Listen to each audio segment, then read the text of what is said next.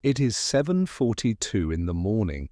You are in the kitchen, barefoot on cold tile, waiting for the coffee machine to finish its slow, comforting drip. The house is quiet in that weekday way, one bathroom fan humming somewhere upstairs, the refrigerator clicking on, the distant grind of a garbage truck making its rounds outside. Your phone lights up first. A shrill, alert tone cuts through the room, the kind you have never heard before, sharp and insistent in a way that weather warnings never are. You frown, reach for it, expecting some test, some local emergency, some mistake. The words on the screen do not look real. National Emergency Alert. Possible nuclear attack. Seek immediate shelter. For half a second you just stare. Then, through the double-glazed window over the sink, you see a distant flash on the horizon where nothing should be bright. There is no sound yet, just light, too much of it, in a direction that should hold only suburbs and morning grey. The garbage truck falls silent. Somewhere outside, a neighbour's dog starts barking and does not stop. Another alert hits your phone. Then the television in the other room flickers to life with the same words. Then a siren begins somewhere in the distance, rising and falling in a tone you have only heard in old films. You are still holding the coffee mug when the power flickers. Right now, you have one job: decide whether you freeze or move. In the first 5 minutes after the alert, your mind cycles through denial faster than you can catch it. You check the phone again. The same message. You walk to the television. It shows the emergency broadcast screen, that stark pattern of colors you have never seen outside of tests. The same words scroll across the bottom. You flip to another channel. Same message. Another. Same.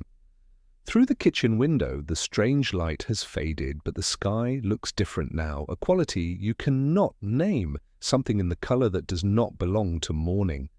The dog outside is still barking. A car starts somewhere on your street, engine revving hard, then tires squeal as it accelerates away. You set the coffee mug down on the counter. You do not remember deciding to do that. Move. Now. You step away from the window, the large window, over the sink that suddenly looks like nothing but fragile glass between you and whatever is out there. You move into the hallway where there are walls on both sides and no direct line to the outside. Your hand finds the phone charger plugged into the outlet by the door. You grab it, then your wallet from the table, then the large water bottle sitting by the front door, the one you take to the gym and refill without thinking.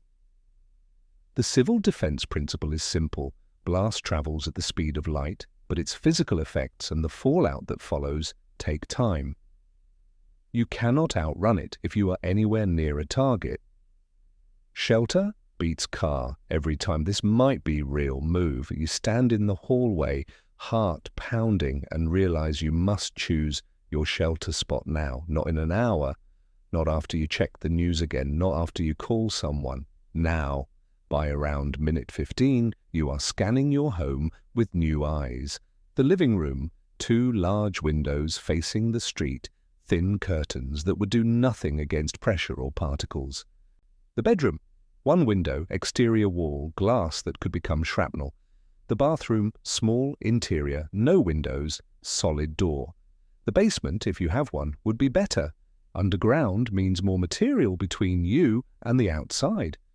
If you do not have a basement, the bathroom or an interior closet becomes your best option. You do a quick count. How many people in the house right now? How many pets? How much space you actually have in the safest room?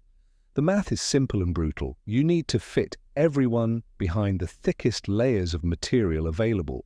Walls, floors, doors, furniture, as far from exterior surfaces as possible. The temptation hits you suddenly. Go outside, just for a second, just to see the sky, to see what the neighbors are doing, to confirm this is real or prove it is not. Your hand actually moves toward the back door before you catch yourself. Don't look. Choose. Distance and shielding are what matter now. Every wall between you and the outside cuts your radiation exposure. Every foot of material, concrete, brick, wood, even books and water, absorbs particles that would otherwise reach your body. The further inside you are, the safer you are. You pick the room, the downstairs bathroom, no windows, solid walls on 3 sides, a door you can seal. If you have a basement, you would choose that. You do not. This is what you have. Now you have to turn it into a shelter in under an hour. Within the first half hour, you move through your home with a focus that surprises you. You close every blind, every curtain, every interior door. Each one adds a layer between you and whatever is outside. You do not look out as you close them. You just close them. Then water. You fill every container you can find, the bathtub, the kitchen sink with the drain plugged, every pot and pan, every pitcher and bottle. The water coming out of the tap right now may be the last clean water you have access to for days. What comes later, after fallout settles on reservoirs and pipes, may not be safe without treatment you do not have. You grab food that does not require cooking, crackers, peanut butter, canned goods, granola bars, dried fruit. You carry it in trips to the bathroom, stacking it in the corner where it will be within reach. 1 trip for water, 1 for food, 1 for bedding. You say the checklist in your head like a mantra, giving your hand something to do while your mind tries to catch up with what is happening. On the last trip, you pick up a family photo from the hallway table, almost by reflex, without deciding to, and set it in the shelter room alongside the water and the crackers. It feels absurd. It also feels necessary. The house still looks normal from the outside, probably. But your chosen room is starting to look different now. Blankets piled in the corner, food stacked against the wall, water containers lined up along the floor. It looks like you are expecting to be here for longer than a storm. By the end of the first hour, you are sealing the room. You start with the door, rolled towels pressed tight against the gap at the bottom, tape along the edges where the frame meets the wall. You check for cracks around the light fixture, around the exhaust fan, anywhere air could flow. You cover what you can with tape or cloth. You push the heaviest furniture you can move against the wall that faces the outside, a bookshelf, half filled, a dresser, dragged from the bedroom. You position the mattress from the bed against the same wall, creating a dense barrier between you and whatever direction the blast came from. You do not know for certain which direction that is. You guess, based on the flash you saw through the kitchen window. You may be wrong. You do it anyway. Fallout is not invisible rays passing through walls. It is dust. Radioactive particles that ride on air, settle on surfaces, drift through gaps. You are not just hiding from radiation. You are blocking the physical material that carries it. Every sealed crack is exposure you will not receive. Focus on the next piece of tape, the next towel, one action at a time. Panic wants you to think about everything at once, the flash, the siren, the people you cannot reach. Discipline wants you to think about the gap under the door and nothing else until that gap is sealed. You touch the door handle for the first time since you closed it. The metal is cool under your fingers. You wonder when you will turn it again, when you will step through into a house that looks normal but is not, into a world that has changed while you sat behind tape and towels. You leave the handle untouched. The room is sealed. In the second hour, as sirens rise and fall somewhere outside, you gather everyone. If there are others in the house, family, roommates, anyone, you call out to them now. You guide them into the shelter room with simple instructions. Sit here, away from the walls. Do not touch the door. Do not open the window covering. Stay low if you can. If there are pets, you bring them in. You improvise a space for them in the corner, something familiar. A blanket, a bowl of water, a toy. Animals sense tension. Keeping them contained keeps them calm, and keeping them calm keeps you focused. Someone asks what is happening, a child maybe, or a partner who has not processed the alerts yet. You give calm, minimal answers. There was an emergency alert. We are sheltering inside until we know more. This is the safest room in the house. You do not speculate. You do not guess at what the flash meant or whether it was close or far. You state what you know and nothing else. Your goal now is density. Keep everyone behind the thickest layers of material you have. Walls count, furniture counts, even the water containers you filled earlier count. Water absorbs radiation surprisingly well. You position bodies away from exterior surfaces tucked into the center of the room where the shielding is greatest. Keep them busy, keep them calm. You assign small tasks. Someone holds the flashlight. Someone watches the phone for new alerts. Someone keeps the pet quiet. Occupation is a form of stability. Stillness without purpose becomes panic. The door closes fully. The sound of it latching is quieter than you expected. On the other side, the house waits. Beyond the house, the world continues. Sirens, silence, sounds you cannot identify. In here, you wait too. Somewhere around hour 3, the adrenaline begins to fade. The initial surge that carried you through sealing the room and gathering supplies starts to drain away, leaving behind a flat, hollow tiredness. Your hands are steadier now, but your mind keeps circling back to questions you cannot answer. How bad is it? How close was the flash? Is anyone coming? You set the phones to low power mode. Battery life is survival now. Every percentage point might be the one that lets you receive an official instruction later. You switch to the battery-powered radio you found in the back of a closet, the one you forgot you owned. You tune it to the emergency broadcast frequency and leave it on low volume, a background hiss of static, punctuated by occasional fragments of voice. You decide on a rule. Check for updates every 30 minutes, no more. In between, you do not scroll through social media looking for rumors. You do not drain the battery chasing information that may be wrong. You sit with the uncertainty because uncertainty is all you have. Information can save you. Official guidance about contamination zones, about when it is safe to move, about where help is coming. But noise can paralyze you. Unverified rumors, panic posts, conflicting claims that pull your attention in every direction while your shelter sits unsealed or your water sits unfilled. You write on a notepad in the dim light the time you sealed the room, what supplies you have, when you will check the radio next. The act of writing makes it real. It also gives you something to do with your hands. The static crackles and fades, crackles and fades. It becomes your new clock, the rhythm of waiting, the sound of a world that has not yet told you what happens next. You realize you're going to be here a while. By the 4th or 5th hour, time begins to stretch in ways you did not expect. Minutes feel like hours, hours feel like days. You check your watch and discover that only 20 minutes have passed since the last time you looked, though it felt like an hour at least. The room has become your entire world now. The same walls, the same dim light filtering through the sealed gaps, the same faces if there are others with you, the same silence punctuated only by the radio's static hiss. You divide the water supply into rough rations. You take a marker and draw lines on the bottles, one line for today, another for tomorrow, a third for the day after. You calculate how much each person can drink per day and still have reserves.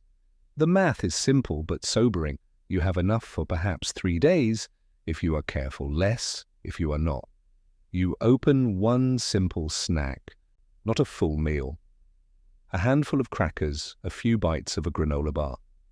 Enough to keep blood sugar stable, enough to give everyone something to do with their hands and mouths for a few minutes. Eating is normalcy. Even small amounts of normalcy help. The civil defense principle is clear. The first 24 to 48 hours after fallout begins are the most dangerous for anyone outside. Radiation levels peak in those early hours and then decay, rapidly at first, more slowly as time passes. Staying inside during this window is not just helpful, it is the single most effective thing you can do to survive. Restlessness builds despite the knowledge. The room feels too small, the air feels too still. Someone suggests that maybe the danger has passed, maybe it was not as bad as the alert suggested. Maybe you should check outside just to see. You feel the pull too. The urge to know is almost physical. Instead, you try a breathing exercise you read about once. In for 3 counts, hold for 2, out for 4. You repeat it 3 times, eyes closed, feeling the rhythm replace the racing thoughts. When you open your eyes, the room is the same, but you are steadier. Stay. Wait. Breathe. Someone suggests opening the door just to look. You understand the impulse completely. You share it. You do not open the door. As evening approaches, or what you think is evening based on the dimming quality of light around the sealed edges of the room, the temptation intensifies. You have been inside for hours now. The initial shock has faded into something duller, a persistent low-grade anxiety that does not spike but never fully recedes. The sealed room feels increasingly like a trap rather than a shelter. Every instinct tells you to move, to check, to do something other than sit and wait. You reinforce your decision instead. You check the towels at the base of the door, pressing them tighter into the gap. You run your fingers along the tape you applied earlier, looking for any section that has peeled or loosened. You adjust the furniture barrier, making sure the mattress still covers the wall you identified as most exposed. Radiation is not something you can see, smell, or hear. You cannot step outside and check whether it is safe the way you might check whether rain has stopped. Curiosity is not worth a lifetime dose of exposure. The instruments that could tell you what is actually out there are not in your home. The only safe assumption is that the danger remains until official sources tell you otherwise. This is the hour when panic tries to negotiate with you. It speaks in reasonable tones, just a quick look, just crack the door an inch, just see if the sky looks normal. You can always close it again. Wait, stay. Don't trade tomorrow for a look today. Sounds reach you from outside, or you think they do. A distant siren different from the earlier ones. A car engine somewhere, maybe on your street, maybe blocks away. A voice that could be a neighbor calling out, or could be your imagination filling the silence with human presence. You write a simple note on a piece of paper.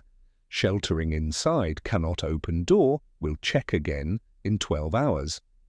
You slide it under the door into the hallway that leads to the rest of the house. If someone comes, a neighbor, an emergency worker, they will know you are alive and choosing to stay sealed. You do not unlock the door. You do not open it even a crack. The house settles into deeper quiet as daylight fades. The radio continues its static murmur, occasionally breaking into fragments of voice too distorted to understand. The room grows darker. Now you must get through the night.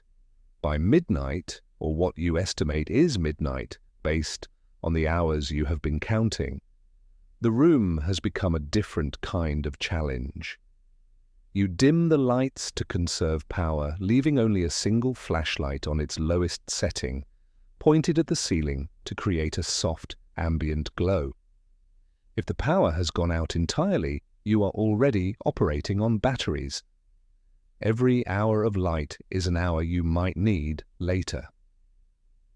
You establish informal watches if there are others with you. Someone stays awake, listening to the radio, monitoring the sealed door, keeping track of time. Everyone else rests. Not true sleep, perhaps, but something close to it. bodies horizontal, eyes closed, breathing slowed. You rotate every few hours, trading alertness for rest in shifts that feel both too long and too short. The radio stays on at low volume, a constant presence in the darkness.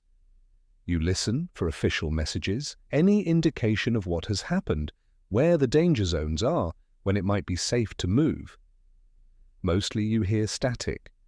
Occasionally a voice breaks through, reading coordinates or instructions that do not apply to your location, or repeating the same shelter-in-place guidance you have already followed. Staying inside for at least the first 12 to 24 hours matters most because that is when fallout is most intense. The radioactive particles that settled on surfaces outside are decaying constantly, their danger diminishing with each passing hour. Every hour you remain sealed is an hour of reduced exposure. Every hour of reduced exposure is cellular damage you did not receive, cancer risk you did not accumulate, years of life you did not trade away. Fatigue makes everything harder. Your body wants sleep it cannot fully achieve. Your mind cycles through worries you cannot resolve. Irritability surfaces, small annoyances that would mean nothing on a normal day feel magnified in the cramped dark. You catch yourself snapping at someone or wanting to, and you breathe through it instead. Small routines become anchors. You stretch in place every hour, working out the stiffness that accumulates from sitting or lying on hard surfaces. You count breaths when anxiety spikes, in for 4, out for 6, repeated until the rhythm takes over. You mark another line on your notepad for each hour that passes, creating a visual record of endurance. The door handle catches your eye when you shift position. You brush it lightly with your fingers as you change watch, feeling the cool metal. You leave it untouched. Static crackles on the radio, then, unexpectedly, a voice comes through, clearer than before, an official tone reading prepared statements. Some areas are hit hard, the voice says. Casualties are expected to be significant in certain zones. Shelter in place remains in effect for all other areas until further notice. Your specific location is not mentioned. You do not know if that is good news or simply absence of information. The voice fades back into static. You mark the time on your notepad and continue waiting. The hours between midnight and dawn stretch longer than any you have experienced. Time loses its normal texture. You check your watch and find that 40 minutes have passed.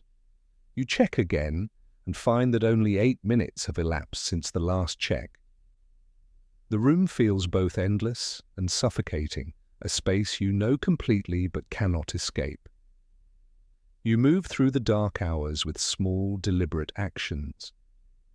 Every 2 hours you flex your joints, ankles, knees, wrists, shoulders, neck, working circulation back into muscles that have been stilled too long. Stiffness is not just discomfort, it is reduced capability. If you need to move quickly later, your body must be ready.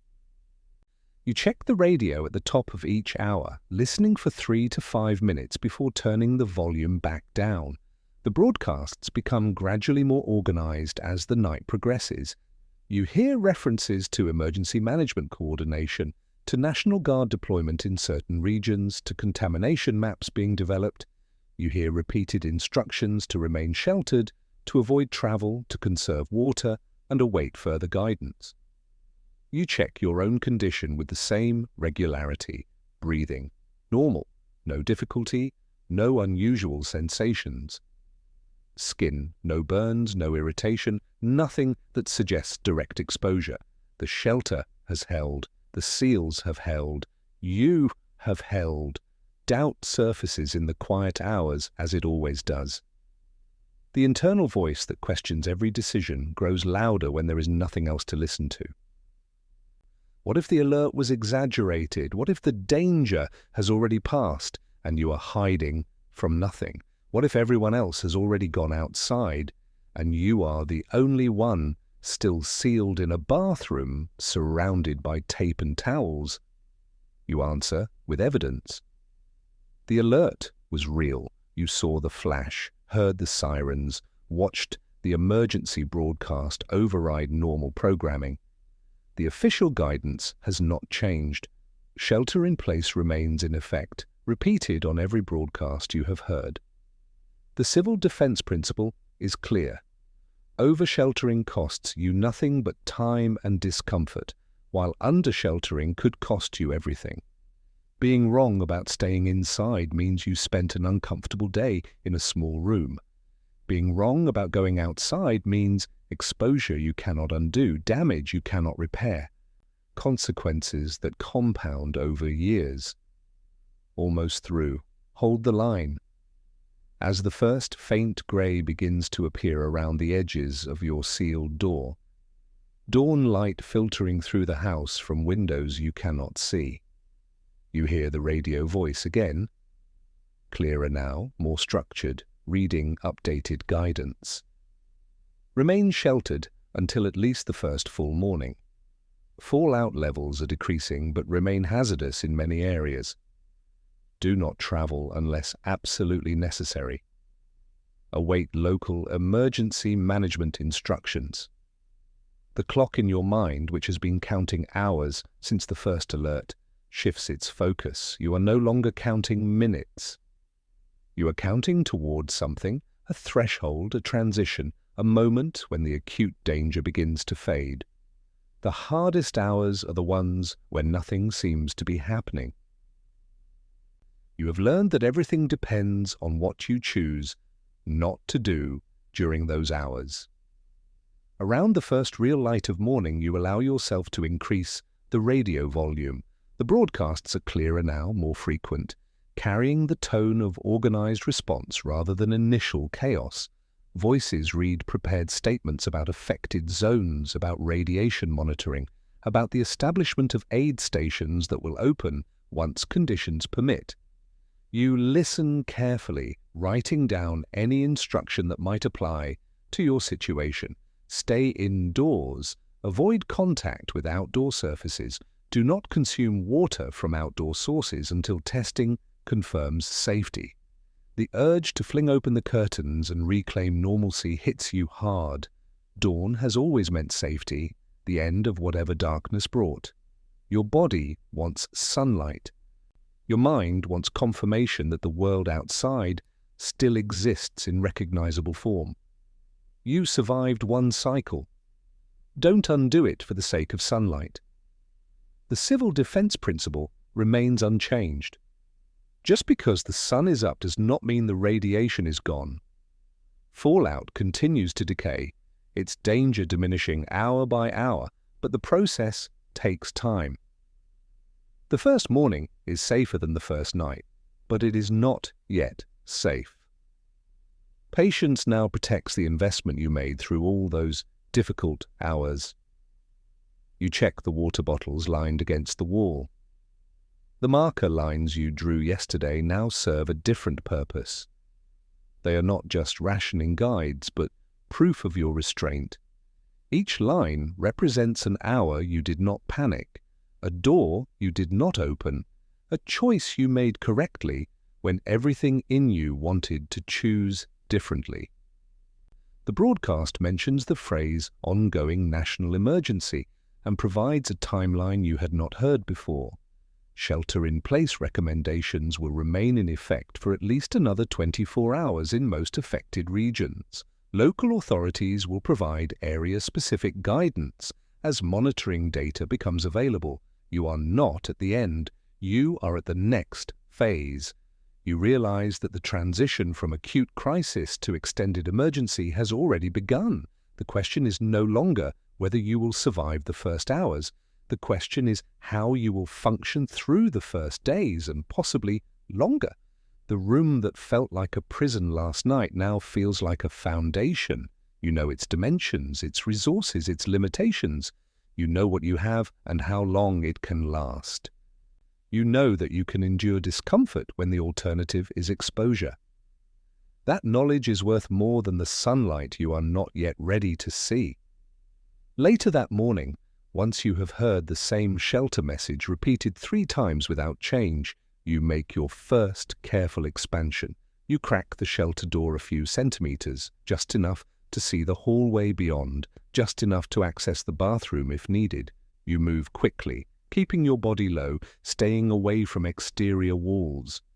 You do what you need to do and return immediately, closing the door behind you and checking the seal. If you must cross areas that might have dust contamination, you cover your nose and mouth with cloth, a t-shirt wrapped around your face, a towel held over your nose. Fallout particles are physical objects. Anything that filters air reduces what you breathe. Short. Purposeful. Back inside. The house looks strange in the grey morning light, disordered, quiet in ways that feel wrong. Furniture pushed out of place. Doors closed that are usually open. A stillness that has nothing to do with peace. You return to the shelter room and press the towels back into place along the bottom gap. The room that felt cramped 12 hours ago now feels like the center of something, a base of operations, a known quantity in an unknown situation. You have established a perimeter. The shelter room is the core. The rest of the house is the buffer zone.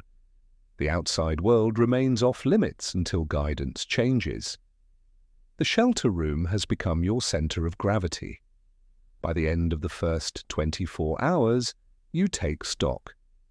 You inventory supplies, writing numbers on your notepad, water, enough for 2 more days at current rationing, food, enough for several days, batteries, partially depleted but functional. Radio, still receiving broadcasts. You list people you have not heard from, family in other cities, neighbors you did not see before sealing yourself inside. You acknowledge that answers may not come soon. Silence does not mean the worst, it means uncertainty, which you have learned to sit with. In prolonged crises, survival becomes small, repeatable behaviors, not heroic acts, but hundreds of ordinary decisions that accumulate into continued existence. Drinking water at intervals, checking the radio hourly, maintaining the seal, resting when possible. The water bottle labelled Day 1 sits in the corner, its marker lines tracking every rationed sip. Physical proof that you did not panic, did not break shelter. As the second night approaches, you set a pattern. Specific times for radio checks. Movement protocols for necessary trips. Rest rotations. You adjust rations for a multi-day mindset. I can't control the war. I can control this room. You think about the kitchen where this began, the coffee machine, the cold tile, the ordinary morning that was not ordinary. The mug still sits on the counter, probably. You did not get to drink that coffee, but you are still here to think about it. The water bottle marked Day 1, stayed inside, catches the last grey light. You pick it up, read the marker lines tracking your discipline, and set it back down where you can see it. Discipline carried you this far. Discipline will carry you forward. That is survival. That is enough.